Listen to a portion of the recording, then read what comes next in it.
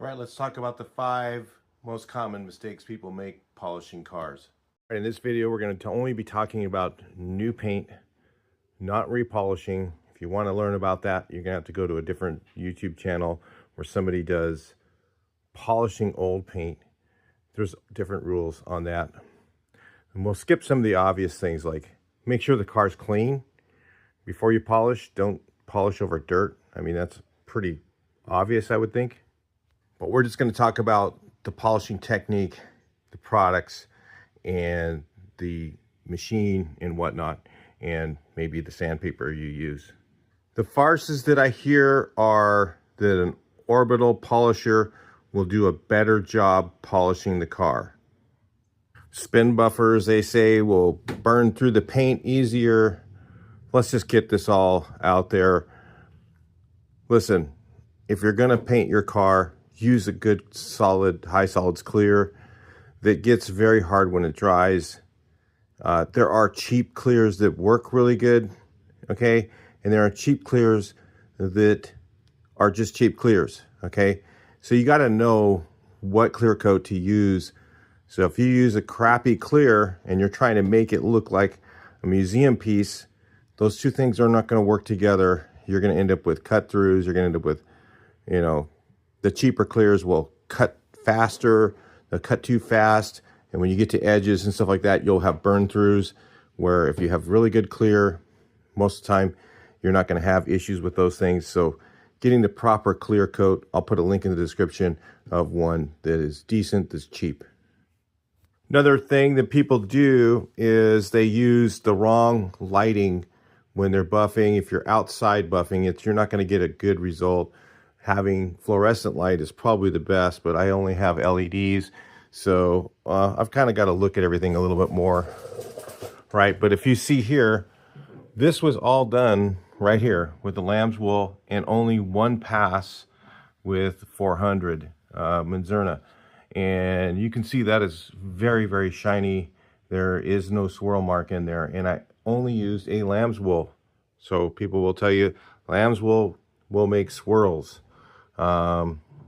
It's great for the first pass, but I would always use a foam pad after the lamb's wool for your second pass, and then you'll eliminate anything if you use the proper compounds. And that's pretty much the next thing that I'm going to tell you.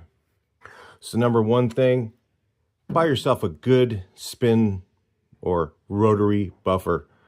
I was looking at the Harbor Freight Bauer one, and I can't tell if it has this feature that's on this Milwaukee, or they have a Milwaukee has a good one. So does DeWalt. I like the DeWalt one. I've had it for several years, but it has this right here.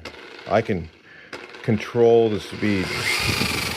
I also can turn the speed down. I can turn it up way faster than I ever want to. I can go to 600. Okay.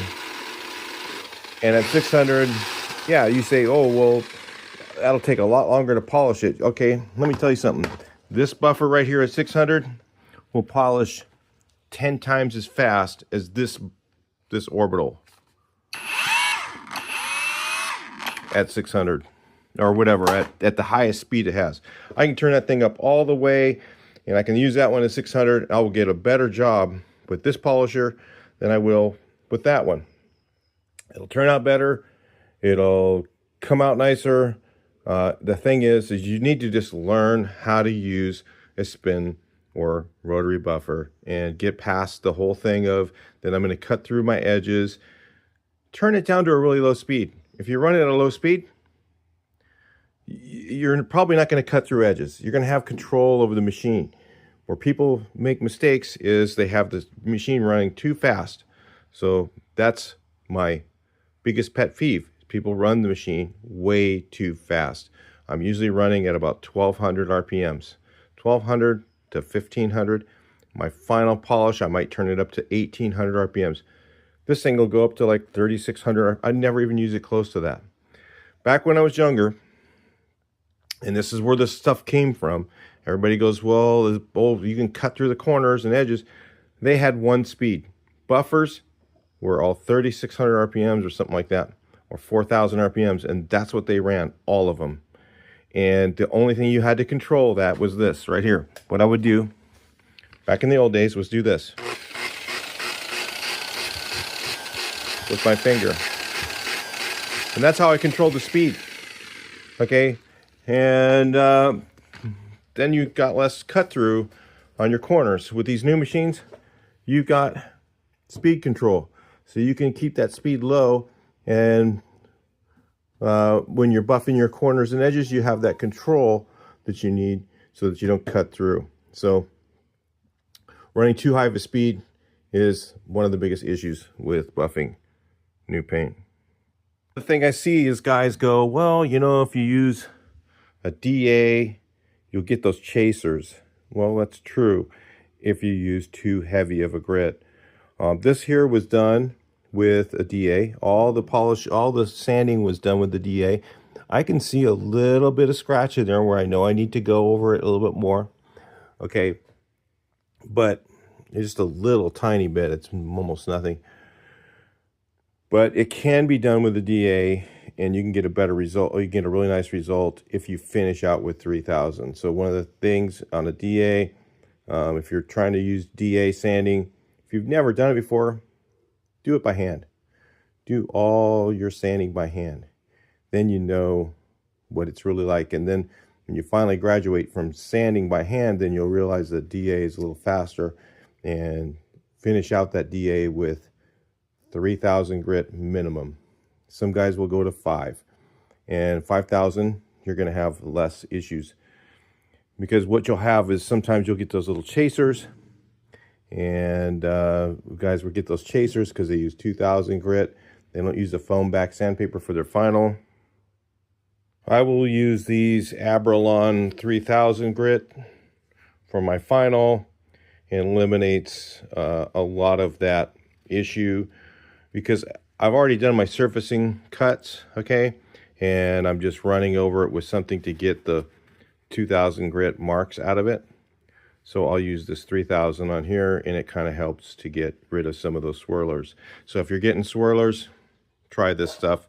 You might end up with a better result. So the next thing we're going to talk about is finishing it out to get a smooth, swirl-free finish. And a lot of people will tell you you've got to use one of these to get swirl-free. That is not true at all. You can get 100% swirl-free with a spin buffer if you use a foam pad, okay, and you use the proper stuff, the compounds. Now, I don't use a buffing or a, you know, what are they called, rubbing compound. I use these products here. There's a couple different ways to do it. Now, one of them is I use this Menzerna. Okay, Menzerna 400, that's my first cut. I'll use that. Or you can use CSI Creamex, which is a one polish system. You don't need anything else. You just go over it with just the Menzerna or just the Creamex. You do your first and your second polish with that, and you're done. And it comes out really nice. You don't get swirls in your finish. That's old school stuff. Back in the old days, we used to use the old liquid ebony. I can tell you all the old ways to do it.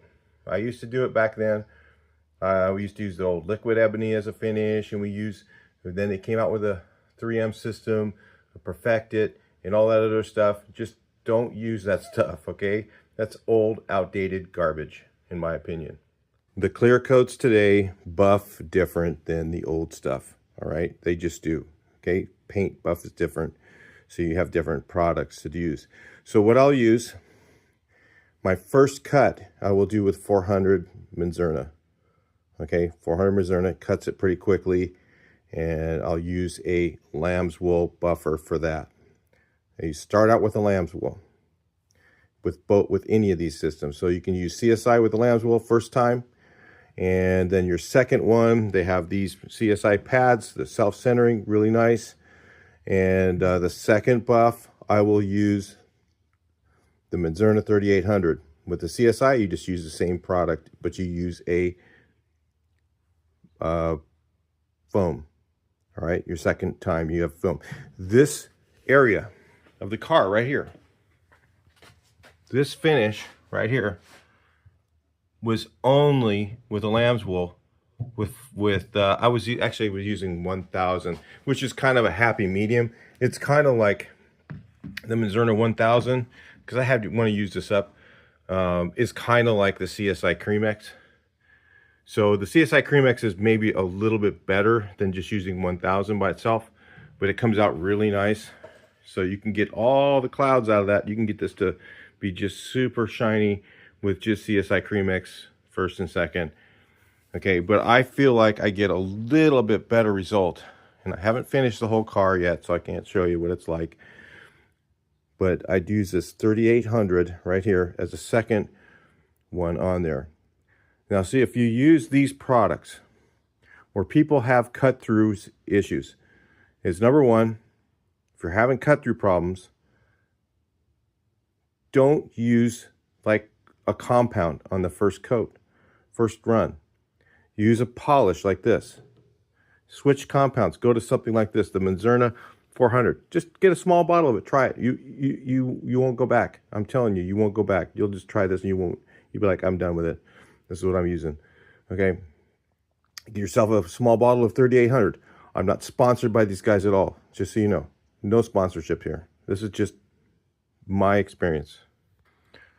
Did you finish it out with this product? Now with these, you have a lot more control. You have a lot less fling, a lot less stuff like that. It's easier to clean out of the cracks. Same thing with this one.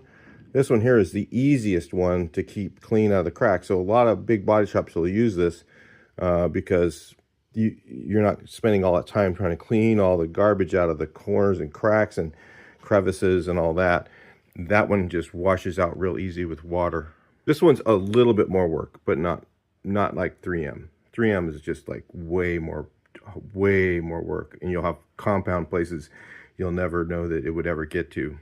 So if your concerns are that I'm going to have cut-throughs, get away from the big name, the other stuff, and get to with some of these polishes. One of these ones, you'll have a lot less issues with cut-throughs.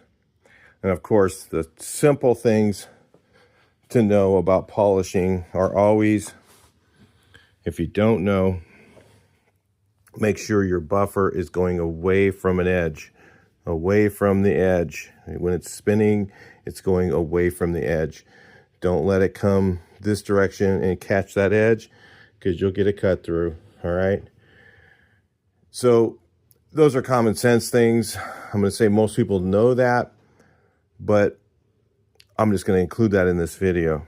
Another thing that you can do if you're worried about cut-throughs is put tape over your seams, over your edges. Okay, put a little tape on there, and don't sand all the way up to the edge.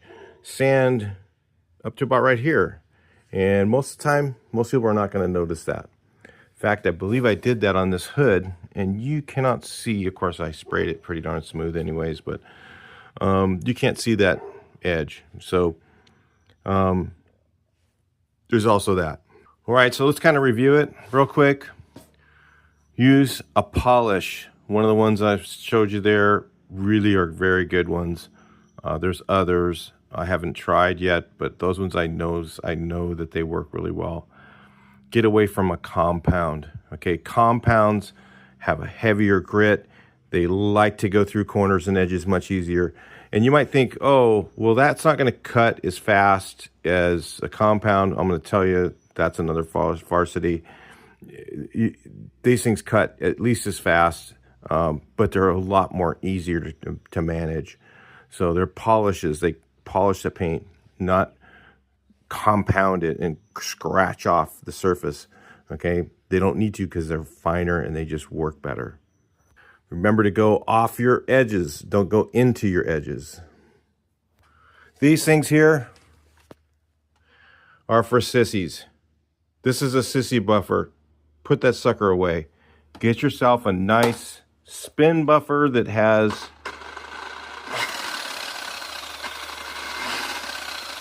a rheostat.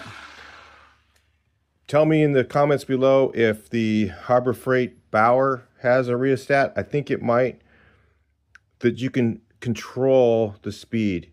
That's everything when it comes to buffing. Start with a slow speed, stick with a slow speed until you're so comfortable with that that you're just bored to death and you want to go a little faster, and then slow that sucker down when you get your edges. When you get to the corners and your edges, slow it down. Run the buffer nice and slow. Again, those are things that where people make the mistakes, and then all those things that people have been saying that you get cut throughs when you have a spin buffer. It's just not true. It's not true. We had it years ago a lot because buffers didn't have speed. They had one speed, but I used to, back in the old days when we were younger, we just dealt with that by going like this. All right, that's how we dealt with it.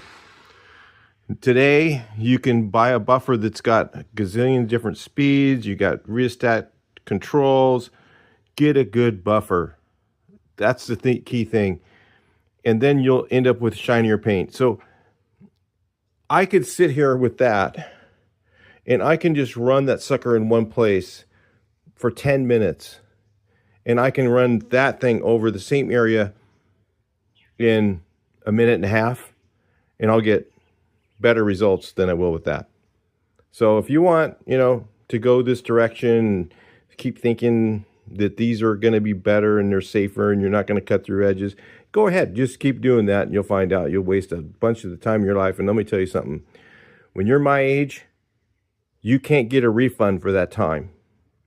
But you can learn something now to save yourself time so that you're not my age going, man, I wish I could get that time back in my life. I don't have it. I can't get it back. I can't get a refund for it. No, you can't. But if you learn this, you're going to have the time. So later in life, because you didn't waste all that time using one of these things thinking that it's going to solve all your problems. All right. Learn how to reuse the proper machine. All right. So those are the things that people do wrong all the time. I see it. I'll talk to you guys in the next video. Please like, share, and subscribe.